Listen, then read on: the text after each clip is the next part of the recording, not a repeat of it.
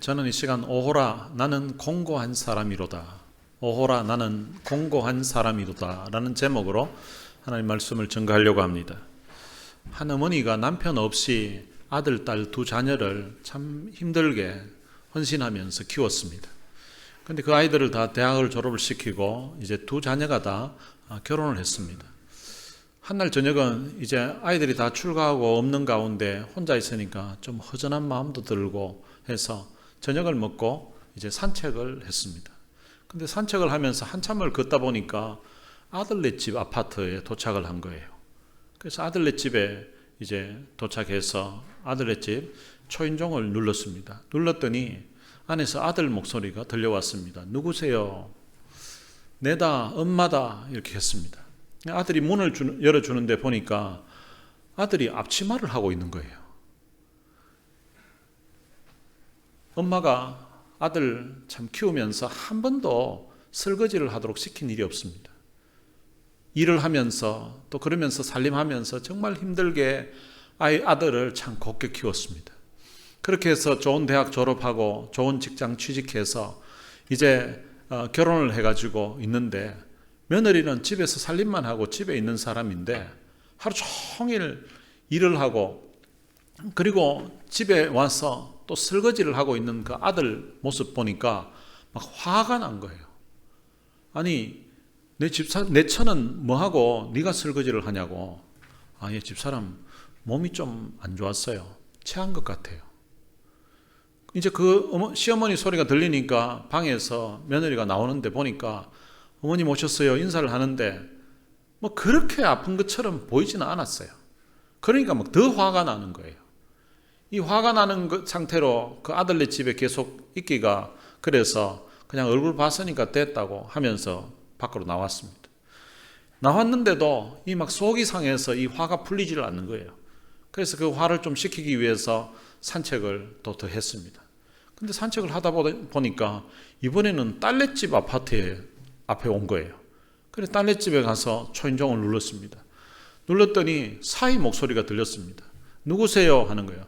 날새 했더니 사위가 문을 열면서 아이고 장모님 오셨어요 하면서 너무 반갑게 맞는 거예요. 근데 그 사위 보니까 사위가 앞치마를 해가지고 있는 거예요. 아니, 자네 처는 뭐하고 자네가 하루 종일 일하고 와서 이 지금 설거지를 하나? 이렇게 얘 집사람 몸이 좀 안 좋았어요. 체한 것 같아요. 아니, 도대체 얼마나 아프길래? 이런 소리가 들리니까 방 안에 있던 자기 딸이 나왔습니다. 엄마 왔어요 하고 인사를 하는데 보니까 뭐 그렇게 아픈 것 같지도 않아요. 근데 아들 보고, 사위 보고 이 장모가 아이고, 내가 참 사위 하나는 정말 잘 얻은 것 같다고, 이렇게 고마울 수가 있냐고, 내 딸 이렇게 참 귀하게 여기고 아껴주고 사랑해줘서 너무 고맙네, 이렇게 했다는 것입니다. 아들이 설거지하는 모습하고 사위가 설거지하는 모습, 사위도 다른 집에서는 귀한 아들인데 둘 다 똑같은 상황인데 아들이 설거지하는 모습 보니까 막 이 엄마의 마음에 화가 막 치밀어 올랐는데, 근데 사위가 설거지하는 거 보니까 이게 막 치밀어 올랐던 그 아들 집에서 치밀어 올랐던 그 화가 다 사그러지고 오히려 막 고맙다는 생각이, 감사하다는 생각이 막 드는 거예요. 사람들은 이게 나 그리고 내 가족을 대하는 데하고 생각과 그리고 다른 사람에 대한 생각이 전혀 다르다는 것입니다. 그래서 해석하는 것도 보면 내게 일어난 일과 그리고 다른 사람에게 일어난 일을 할 때에 해석하는 기준 자체가 완전히 다릅니다. 그래서 흔히 하는 말로 내로남불이라는 말이 있습니다. 내가 하면 로맨스고 남이 하면 불륜이라고 이렇게 하는 말이 있습니다. 사람들은 자기가 하는 일과 남이 하는 일에 대해서 해석을 이렇게 또 다르게 합니다. 남의 자식이 어른한테 대드는 걸 보면 저거 버릇없이 잘못 키운 탓이라고 합니다. 근데 자기 자식이 다른 어른들에게 대드는 거 보면 자기 주관이 뚜렷해서 그렇다고 그렇게 해석을 합니다. 남의 엄마가 아이 학교에 자주 다니게 되면 저거 치맛바람 때문이라고 그렇게 이야기합니다. 그런데 자기가 아이 학교에 자주 가게 되는 것은 높은 교육열 때문이라고 그렇게 해석을 합니다. 며느리가 친정 부모에게 용돈 주는 것은 남편 돈을 빼돌리는 그 나쁜 년이라고 그렇게 이야기합니다. 그런데 딸이 친정 부모에게 용돈을 주는 것은 그 키운 것에 대한 보답을 하는 것이라서 효녀라고 그렇게 한다고 합니다. 부모들이 며느리는 남편에게 쥐어 살아야 된다. 남편에게 쥐어 살아야 된다고 생각합니다. 그런데 자기 딸은 사위를 휘어잡고 살아야 된다고 그렇게 생각합니다.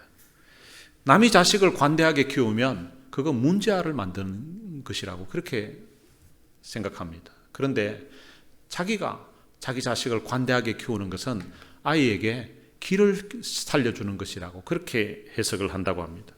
비 오는 날 남이 비를 맞으면서 걸어가면 저거 청승 맞다고 그렇게 합니다. 그런데 비 오는 날 자기가 비를 맞고 걸어가게 되면 그것은 낭만을 아는 사람이기 때문에 그렇다고 합니다. 남이 해외여행을 가게 되면 그것 돈 낭비하는 것이라고 그렇게 해석을 하고, 자기가 해외여행을 하게 되면 그것은 견문을 넓히기 위해서 하는 것이라고 그렇게 해석을 한다고 합니다. 이처럼 많은 사람들이 남에 대해서는 관대하지 못합니다. 그런데 자기에 대해서는, 자기 가족에 대해서는 무한한 그런 관대함으로 대하는 경우들이 있습니다. 그런데 오늘 본문에 보면 이와는 정반대의 사람이 있습니다.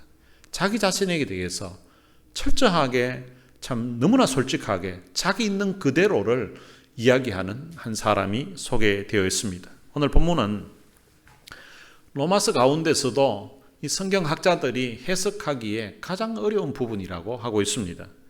그래서 성경학자들도 이 본문을 해석하는 입장이 갈리고 있습니다. 오늘 본문에 보면 나라는 단어가, 내라는 단어가 총 합치면 25번 나옵니다. 14절에서 25절까지 이 12절 안에 나와 내라는 이 단어가 25번이나 나올 만큼 이 나라는 사람을 계속해서 언급하고 있습니다. 그런데 오늘 본문에 나오는 이 나라는 사람이, 이 내라는 사람이 도대체 누구냐 하는 문제입니다. 왜냐하면 여기에 밝히고 있는 이 내용이 사도 바울이라고 하기에는 이게 해석하기가 너무 어렵다고 생각하기 때문입니다. 특히 오늘 본문 7장 24절에 오호라 나는 공고한 사람이로다. 이 사망의 몸에서 누가 나를 건져내랴. 이 공고하다는 말은 비참하다는 말입니다. 나는 비참한 사람입니다. 누가 이 사망의 몸에서 나를 건져낼 수 있겠습니까? 라는 그런 고백입니다. 이 고백을 한 사람이 도대체 누구냐라는 문제입니다. 바울이 이 로마서를 기록할 당시에는 바울은 이미 그 당시 기독교인들에게 너무나 유명한 사람으로 알려져 있는 인물입니다. 바울은 훌륭한 목회자일 뿐만 아니라 위대한 선교사로 수많은 지역을 누비면서 교회를 세우고 많은 사람들을 제자로 삼았던 그런 위대한 영적인 지도자였습니다. 그런데 그 영적인 훌륭한 지도자가 오호라 나는 공고한 사람이로다. 이 사망의 몸에서 누가 나를 건져내랴. 이런 고백을 한다는 게 액면 그대로, 문자 그대로 해석하려고 하니까 이게 받아들이기가 어렵다는 것입니다. 19절에도 보면 내가 원하는 바 선은 행하지 아니하고 도리어 원하지 아니하는 바 악을 행하는도다. 사도 바울이 모든 사람들이, 신앙인들이 존경하는 인물인데 자기가 원하지 않아야 하는 악을 행하고 있다고 하니까 이걸 어떻게 사도 바울이 자기 상황이라고 해석하냐 하는 그런 문제로 성경학자들이 고민을 한 것입니다. 그리고 이 말을 정말 바울이 했을까? 바울이 했다면 도대체 그의 영적인 수준은 어디로 봐야 되는가? 이해하기가 어렵다는 것입니다. 그래서 어떤 학자들은 여기에 나오는 이 나라는 사람이 사도 바울이 아니라 예수 믿기 전에 우리 그리스도인들의 모습, 일반적인 그런 모습을 예를 들어서 그냥 나라는 주어로 이렇게 설명한 것이라고 이렇게 해석하는 사람도 있습니다. 또 어떤 학자들은 여기에 나오는 나를 사도 바울이라고 해석하는 사람도 있습니다. 저는 여기에 나오는 이 나는 사도 바울이라고 생각합니다. 왜냐하면 바울이 지금 자신이 글을 쓰고 있습니다. 자신이 글을 쓰고 있는데 이 나라는 단어를 25번이나 이 짧은 이 본문 속에서 사용하고 있는데 이것을 자기 자신이 아니라 다른 어떤 인물로 다른 일반적인 신앙인의 예를 들어서 나라고 주어를 쓴다는 것은 있을 수 없는 일입니다. 그리고 만약에 일반인들이 예를 든다면 예를 든다고 그렇게 앞에 설명을 했을 것입니다. 그렇지 않고 지금 나라고 내라고 이렇게 쓰는 것을 보면 이 여기에 나오는 이 나라는 사람이 내라는 사람이 사도 바울이라고 해석해야 된다는 것입니다. 그렇다면 내가 원하는 바 선은 행하지 아니하고 도리어 원하지 아니하는 바 악을 행하는도다. 오호라 나는 공고한 사람이로다. 이 사망의 몸에서 누가 나를 건져내랴. 이 고백을 사도 바울이 했다고 치면 이 사도 바울이 언제 고백했느냐, 여기에 대해서도 성경학자들마다 입장을 달리하고 있습니다. 자, 이 고백을 사도 바울이 예수 믿기 이전에 한 고백이라고 주장하는 성경학자들도 있고요. 그리고 예수 믿은 다음에 그 다음 한 고백이라고 이렇게 주장하는 학자들도 있습니다. 제가 보건대는 이 글이 있는 위치상으로 보아서 예수 믿기 이전에 사도 바울의 고백이라고 해석하기는 무리가 있습니다. 왜냐하면 앞에서 이미 사도 바울은 믿음으로 의롭다함을 받았다고 설명을 했습니다. 그런데 다시 예수 믿기 이전으로 돌아가서 설명한다는 것은 이게 이해하기가 쉽지 않다는 것입니다. 그렇다면 내가 원하는 바 선은 행하지 아니하고 도리어 원하지 아니하는 바 악을 행하는도다. 그리고 오호라 나는 공고한 사람이로다. 이 사망의 몸에서 누가 나를 건져내랴. 이 부분을 어떻게 해석해야 되냐는 문제입니다. 사도 바울은 앞부분에서 모든 사람이 다 죄인이라고 선언했습니다. 그리고 하나님께서 우리들을 의롭게 만들 수 있는 한 방법을 하나님이 알려주셨다는 것입니다. 그것은 바로 믿음으로 의롭다함을 받는다는 것입니다. 믿음으로 의롭다함을 받을 수 있다고 이미 설명을 한 상황에서 사도 바울이 이것이 자기가 주장하는 새로운 방법이 아니라 원래부터 하나님이 의롭다 하는 방법은 바로 믿음을 통해서 의롭다 하는 것이라고 예를 두 사람을 들었습니다. 첫 번째 예는 믿음의 조상인 아브라함의 예를 들었습니다. 아브라함이 행위를 통하여서 의롭다함을 받은 것이 아니라 아브라함이 그를 믿음에 그를 의롭다고 의로 여기셨다는 그 말씀을 했습니다. 그러니까 아브라함이 의롭다함을 받은 것이 자기의 행함이 아니라 믿음으로 아브라함도 의롭다함을 받았다는 것입니다. 그리고 두 번째 예를 든 인물은 다윗이었습니다. 다윗은 이스라엘 백성이라면 누구나 다 존경하는 인물이고 왕들 중에서도 최고의 왕으로 그렇게 존경받는 인물입니다.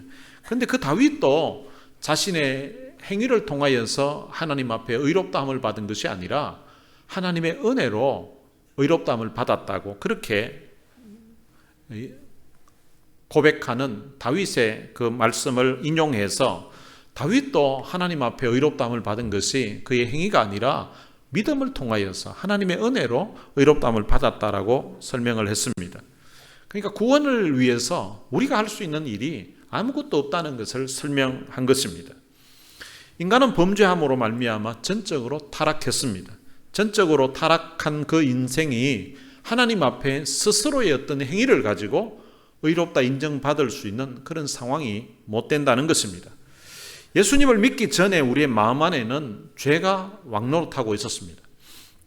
그런데 예수님을 영접하면서 우리 안에 성령님이 내주하게 되었습니다. 성령님께서 우리 안에서 새 생명, 새 마음을 부어주셨습니다.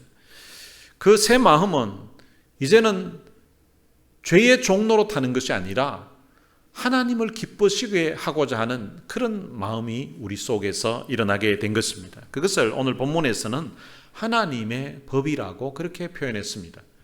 오늘 우리 마음에 예수를 믿으면서 하나님의 법이 이제 우리 마음에서 자라기 시작하는 것입니다.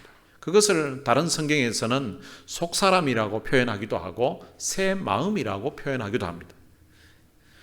우리 안에 옛사람의 본성이 그래도 여전히 남아 있습니다. 그것을 오늘 본문에서는 죄의 법이라고 합니다. 다른 말로 표현하면 죄성이 우리 속에 있습니다. 그것을 어떤 곳에서는 오늘 본문에서도 육신이라고 표현하기도 합니다. 우리 안에 육신의 소욕이 있습니다. 육신의 욕망이 있습니다.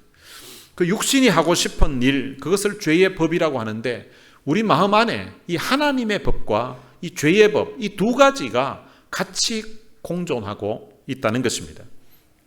오늘 본문은 우리 마음 안에 하나님의 법을 섬기고자 하는 그 마음도 있고 그리고 죄의 법을 섬기고자 하는 그 마음이 우리 마음 안에서 갈등을 일으키고 있는 그 상황을 설명하고 있는 것입니다.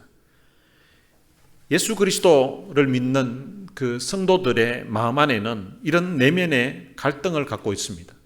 예수 믿기 이전에는 그런 내면의 갈등이 없었습니다. 물론 불신자들의 마음에도 양심이라는 것이 있어서 마음에 갈등을 일으키고는 있습니다. 그러나 그들이 가지고 있는 그런 갈등과 예수 그리스도를 구주로 모시고 내 안에 성령님을 모시고 사는 사람들의 마음에 일어나는 이 영적인 전쟁, 이 갈등과는 차원이 다른 문제인 것입니다.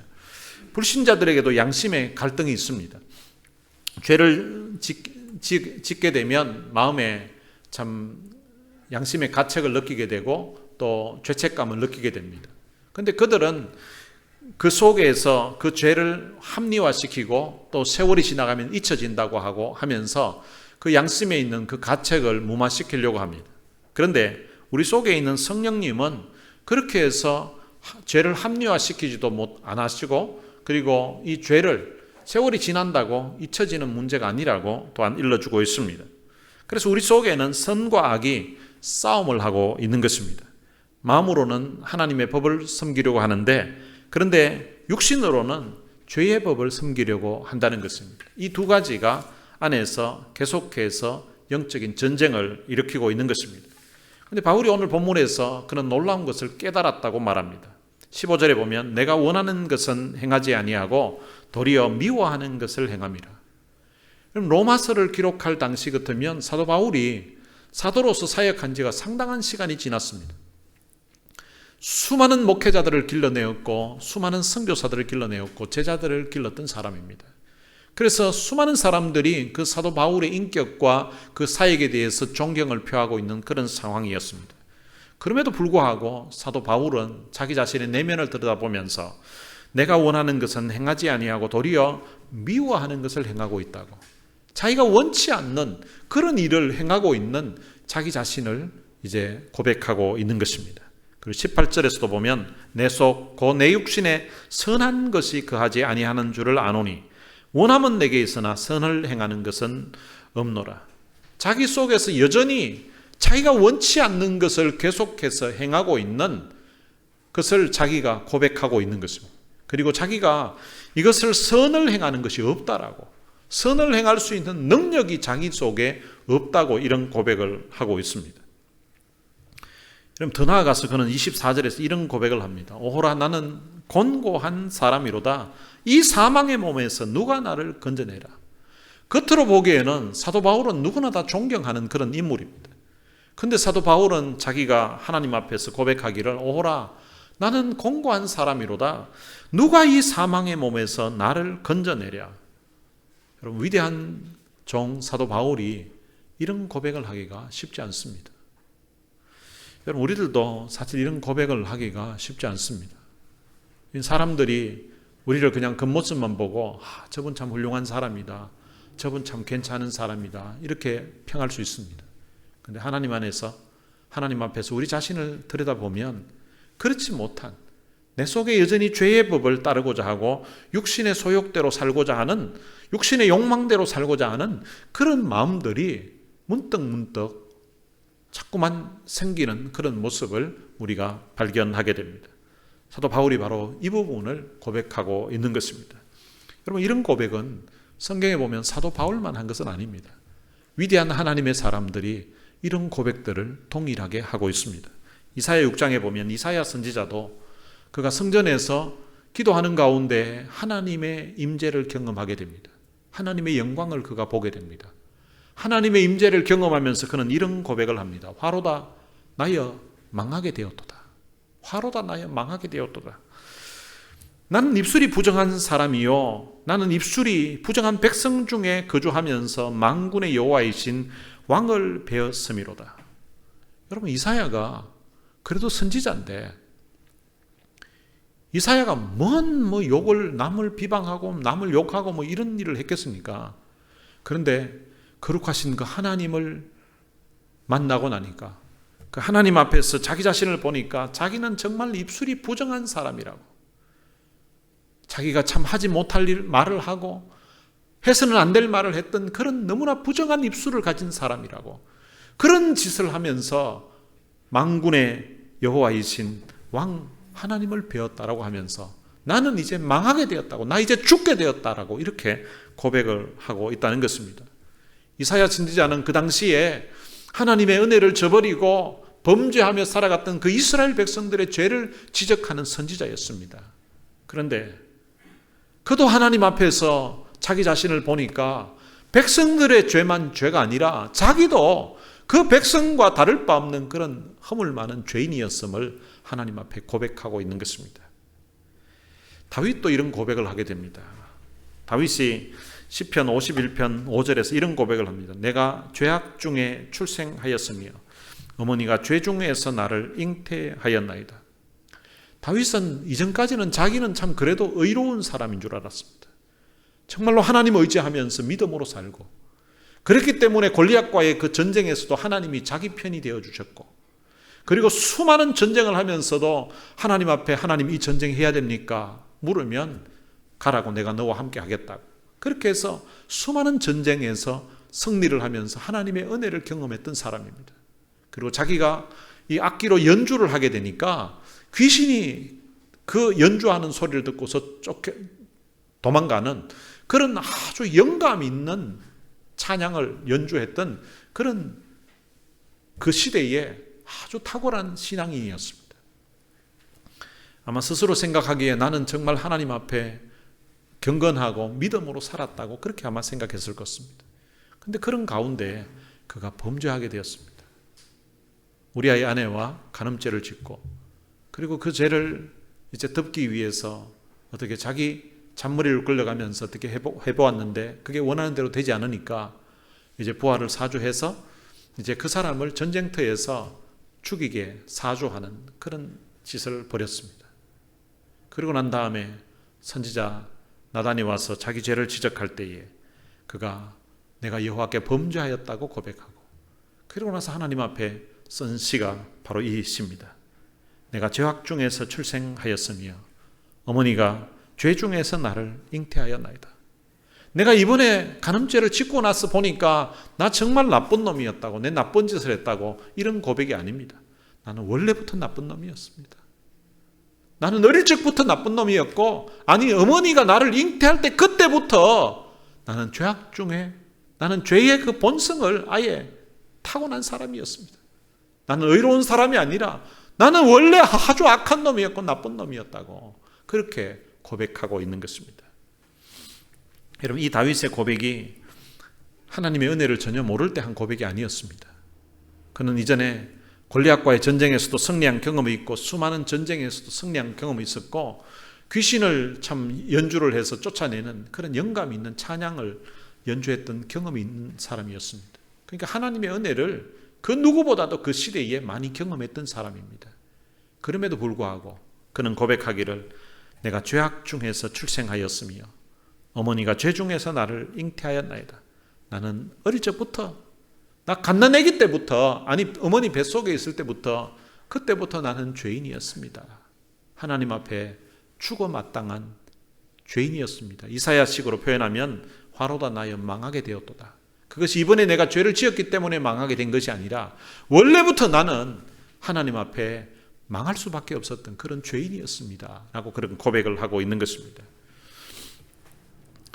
예수님을 믿고 우리가 하나님의 은혜를 경험하고 살아가는 우리들에게도 이런 죄의 요소가 자리 잡고 있다는 사실입니다. 영적인 이 전쟁에서 승리하려고 하면 우리 자신의 상황을 알아야 됩니다. 여러분, 대사도였던 사도 바울도 자기 스스로의 힘으로는 그 자기 속에 있는 죄의 법을, 육신의 그 소욕을 이길 수 있는 힘이 없었다는 거예요. 그러면서 이길 수 있는 그 비결, 그 방법을 우리에게 알려주고 있습니다. 바로 25절에 있습니다. 우리 주 예수 그리스도로 말미암아 하나님께 감사하리로다. 죄 때문에 고민하고 그것 때문에 참 늘 양심의 과책과 이길 수 없는 그런 절망감에 있었는데, 그런데 우리 주 예수 그리스도로 말미암아 그 문제를 해결했다는 것입니다. 우리 주 예수 그리스도로 말미암아 그 문제에서 승리하게 되었다는 것입니다. 여러분, 우리 주 예수 그리스도께서 십자가에서 승리하셨습니다. 갈보리 십자가에 달리셨던 그 예수님은 영원한 승리자입니다. 우리는 그 승리자이신 그 예수님에 속한 사람들인 것입니다. 우리가 신앙생활하면서 때로는 우리 육신의 소욕대로 오늘 질 수도 있고 넘어질 수도 있지만, 궁극적으로 보면 영원한 승리자이신 예수 그리스도에게 속했기 때문에 우리도 승리하게 될 것입니다. 우리의 대장 되신 예수 그리스도가 승리하셨기에 우리도 승리하는 그 편에서 승리하게 된다는 것입니다. 그리고 이 예수님의 십자가의 사랑, 이 십자가의 은혜를 생각하면 우리가 승리할 수 있다는 것입니다. 때로는 우리의 마음에 이 길로 가야 되는가, 저 길로 가야 되는가, 내 둘 중에서 어느 것을 선택해야 되느냐 하는 고민이 생길 때에 날 위해서 내 죄 때문에 십자가에 못 박혀 돌아가셨던, 십자가에서 고난당하셨던 그 주님을 생각하게 되면 오늘 내가 어떻게 살아야 되는지, 어느 것을 선택해야 되는지 우리가 결정하기가 쉬워지고, 또 그 결정한 대로 또한 믿음으로 나아갈 수 있게 된다는 것입니다. 그래서 우리 주 예수 그리스도로 말미암아 이런 문제 가운데서 우리가 승리할 수 있다는 것입니다. 기독교의 유명한 고전 중에 예수님이라면 어떻게 하실까라는 책이 있습니다. 이 책은 찰스 셸던 목사님이라는 분이 쓴 것인데요. 그 당시에 이 책이 발간되면서 베스트셀러로 수많은 그리스도인들에게 읽혀지게 되었고, 지금도 유명한 고전 중에 하나로 많은 사람들에게 읽혀지고 있는 책입니다. 이 책의 내용은 이렇습니다. 어느 한 목사님이 이제 교회에서 주일 예배를 마치고, 근데 예배를 드리는 가운데 마음에 너무나 강력한 성령의 역사, 하나님의 은혜를 경험하게 됩니다. 그러고 나서 예배 이후에 성도들로 하여금 이제 다시 모이라고 했습니다. 이제 모여서 이제 성도들과 함께 기도회를 하기로 했습니다. 성도들과 함께 기도회를 하는데, 성도들에게 기도회 하면서 이런 말씀을 전했습니다. 여러분, 우리가 지금처럼 이렇게 신앙생활 할 것이 아니라 우리의 인생에 중요한 문제가 있을 때에, 우리가 무엇을 결정해야 될 그런 상황이 있을 때에 우리가 하고 싶은 대로, 우리가 원하는 대로 그냥 결정하고 그렇게 막 살지 말고, 앞으로는 우리 인생에 있어서 어떤 결정을 할 때에 예수님이라면 어떻게 하실까? 이런 상황이라면 예수님이라면 어떻게 하셨을까? 어떻게 하시기를 원하실까? 그것을 생각해보고 예수님이 원하시는 대로 예수님이라면 선택했을 것을 생각하면서 우리도 그렇게 결정하고 그렇게 살아봤으면 좋겠다고. 때로는 우리의 삶에 손해가 주어지고 우리의 삶에 참 그것을 결정했기 때문에 힘든 그런 상황, 고난의 길이 닥쳐온다 할지라도 예수님이라면 어떻게 하셨을까를 생각하면서 우리가 그렇게 한번 살아봤으면 좋겠다고. 그러면서 이제 같이 이 문제를 놓고서 같이 기도를 했습니다. 근데 기도를 하는데 그 교회 역사에 없었던 너무나 강력한 그런 성령의 임재를 온 성도들이 함께 경험하게 되었습니다. 그리고 난 다음에 그 성도들이 이제 예수님이라면 어떻게 하실까? 그것을 이제 마음에 늘 생각하면서 생활하게 됩니다. 목사님의 설교가 바뀌기 시작했습니다. 목사님도 예수님이라면 이 본문을 가지고 오늘 어떻게 설교하실까? 그러면서 전에 하던 방식의 그 설교가 아니라 예수님이라면 아마 이런 말씀을 전했을 거, 이렇게 전했을 거라고 생각하는 대로 그렇게 전하게 됐고요. 성도들도 자기 삶에 문제가 있을 때에 예수님이라면 어떻게 하셨을까 고민하면서 결정하기 시작했습니다. 교인 중에 신문사를 운영하시는 분이 있었는데 신문사 사장님이 그 신문을 발행을 하려고 하다 보니까 거기에 이제 광고가 있어야 되는 거예요. 근데 그 광고에 보니까 막 술집 광고 이런 광고들이 막 있는 거예요. 예수님이라면 이런 광고들을 실었을까? 어렵지 않게 결정할 수 있는 거예요. 그런데 그 광고가 없으면 이 운영하는데 너무 어려움이 있습니다. 그럼에도 불구하고 이분이 결정을 합니다. 그 광고를 다 취소를 하고요. 그리고 기자도 있는데 이 기자가 기사를 쓸 때에 예수님이라면 이런 기사를 썼을까?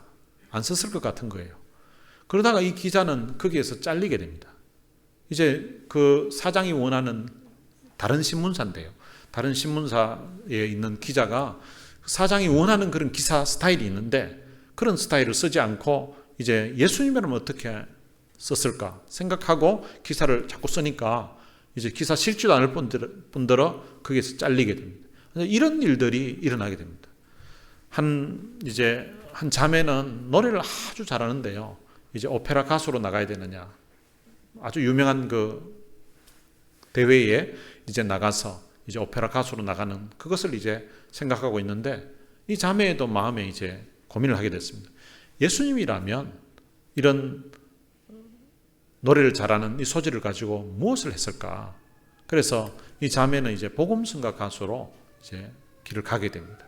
이렇게 해서 이제 성도들이 다 예수님이라면 어떻게 하실까? 이것을 고민하면서 결정하고 그리고 이제 살아가게 됩니다. 그러면서 이 교인들의 삶이 이제 변화되기 시작합니다. 한 교회의 교인들의 삶 자체가 바뀌면서 한 도시 전체가 다 이 교인들이 변하게 되면서 이제 예수님이라면 어떻게 하실까 하는 이 주제로 이제 온 도시 전체가 바뀌게 되는, 그리고 이웃 교회들도 이제 같이 바뀌게 되는, 그리고 이웃 도시들도 바뀌게 되는 내용을 다루고 있는 책입니다.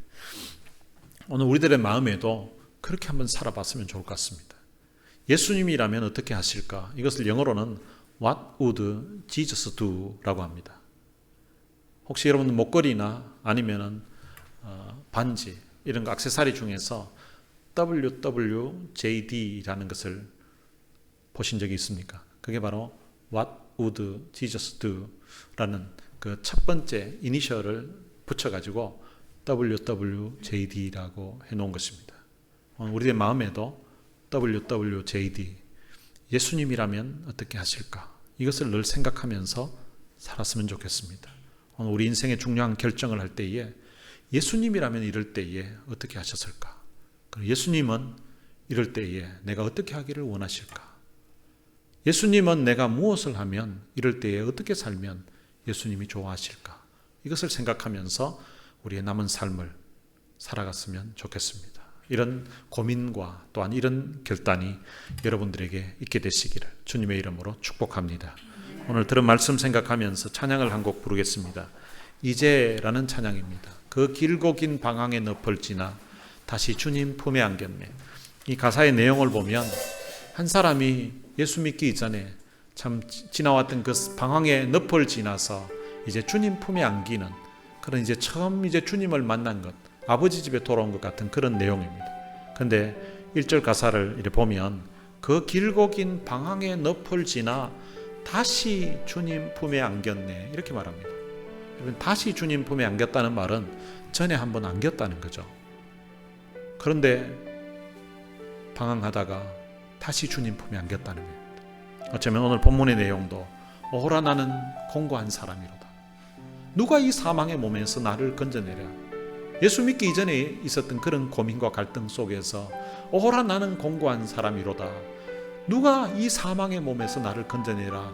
이런 고백을 할 수도 있지만 예수를 믿고 신앙생활 하는데도 여전히 내 속에서 육신의 소욕이 불끈불끈 살아서 움직이는 것을 느낄 때에 이거 내 힘으로 되는 게 아니구나 하고 다시금 주님 의지하고 다시금 기도하는 것처럼 그 길고 긴 방황의 늪을 지나 이제 주님 품에 안겼다고 생각했지만 또 영적으로 보면 또 문득문득 주님 품을 떠나 있는 것 같고 주님과 멀어져 있는 것 같은 우리의 모습을 발견하게 됩니다. 혹시 신앙생활하다가 주님과 좀 멀어진 것 같은 그런 가운데 있는 분이 있다면 그 길고 긴 방황의 늪을 지나 다시 주님 품에 안기게 되는 그런 역사 있게 되시기를 바랍니다. 오늘 들은 말씀 또 이 가사의 의미를 생각하면서 함께 찬양하시겠습니다.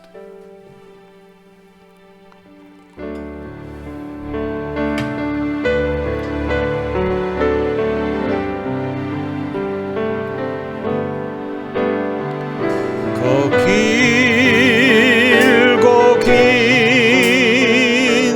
방황의 늪을 지나 다시 주님 품에 안겼네. 상한 나의 이모 찢기어진 나의 마음 모두 가진 채로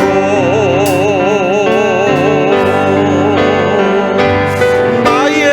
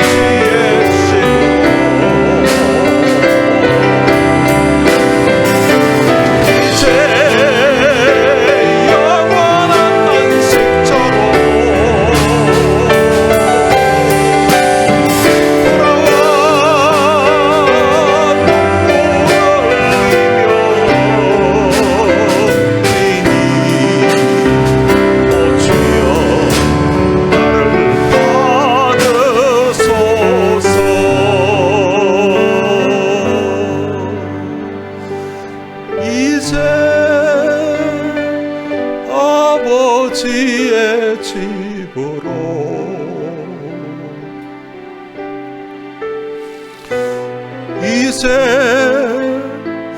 영원한 안식처로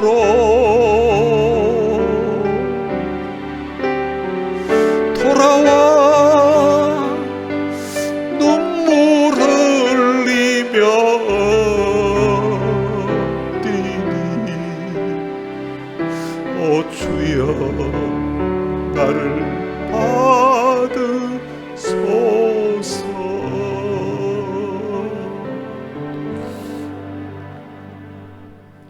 들은 말씀 생각하면서 같이 한번 기도했으면 좋겠습니다. 오호라 나는 공고한 사람이로다. 누가 이 사망의 몸에서 나를 건져내랴. 여러분, 바울이 이런 고백을 할 수 있다는 것은 너무나 참 놀랍고 또 한편은 너무나 참 존경스럽다고 생각합니다. 우리는 사실 남들에게 비춰지는 우리의 모습, 그것만 우리가 생각하고 있지, 우리 내면 안에 있는 이런 갈등과 이런 고민을 사람들에게 드러내놓고 나 이렇게 형편없는 사람이라고 이렇게 말하기가 쉽지 않지 않습니까? 오늘 우리가 사람들 앞에 일일이 다 못하지만 들은 말씀 생각하면서 우리도 하나님 앞에, 하나님, 나는 정말 보잘것없는 사람입니다.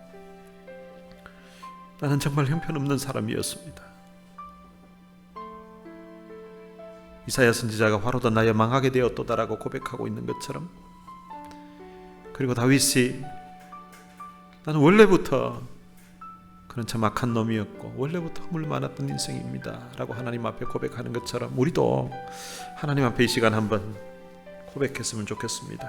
그리고 우리 속에서 하나님의 법과 죄의 법이 영적으로 싸울 때에 하나님의 법을 선택해서 예수님이라면 어떻게 하실까?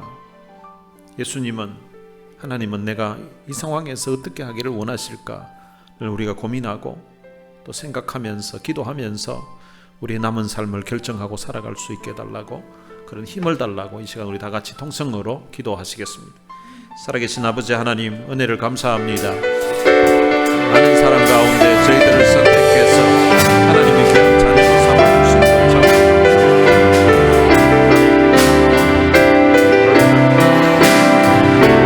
우리가 원래부터 정해진 세상에 계속해서 논쟁을 한 다음에 제가 원래부터 정확한 분이었고 하나님 앞에 내 의로 내 행위로 쓸 수 없는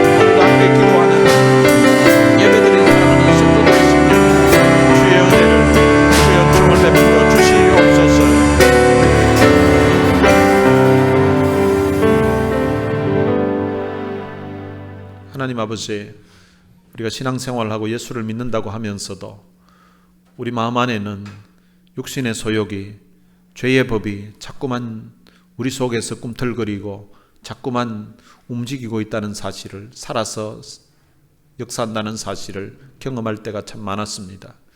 오늘 말씀을 들으면서 우리 속에 하나님이 주셨던 새 사람, 우리 속사람이, 성령의 사람이, 하나님의 법이 이기는 그런 삶을 살게 하여 주옵소서. 우리의 힘만으로는 이 죄의 법과 싸워서 이길 수 없사오니 성령님께서 우리의 마음에 강하게 역사해 주시고 성령의 충만함을 허락해 주셔서 우리 속에 하나님이 부어주신 하나님의 법이 승리하며 살아갈 수 있도록 은혜를 베풀어 주옵소서. 그리하여서 우리도 참 사도 바울처럼 우리 주 예수 그리스도로 말미암아 하나님께 감사하는 그런 역사가 일어나게 하여 주옵소서.